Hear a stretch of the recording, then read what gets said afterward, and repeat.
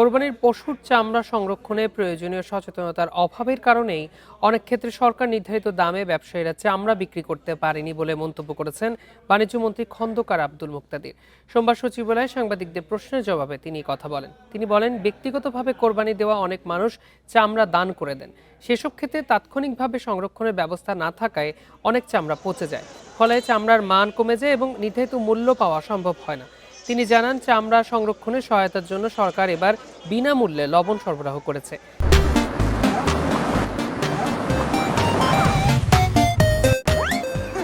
এরপরও অনেক ক্ষেত্রে সংরক্ষণে অবহেলা ও সচেতনতার ঘাটতির কারণে চামড়ার গুণগত মান বজায় রাখা সম্ভব হয়নি। মন্ত্রী বলেন, সঠিকভাবে সংরক্ষণ করতে মাঠ পর্যায়ে সচেতনতা বাড়ানো প্রয়োজন। এ সময় আসন্ন জাতীয় বাজেট বাণিজ্য মন্ত্রী জানান, এবারে বাজেট হবে ব্যবসা ও বিনিয়োগ বান্ধব।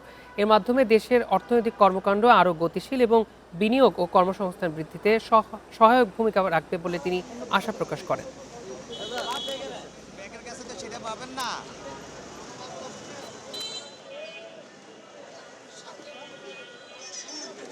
প্রায় 18 কোটি টাকার লবণ আমরা দিয়েছি সারা দেশে।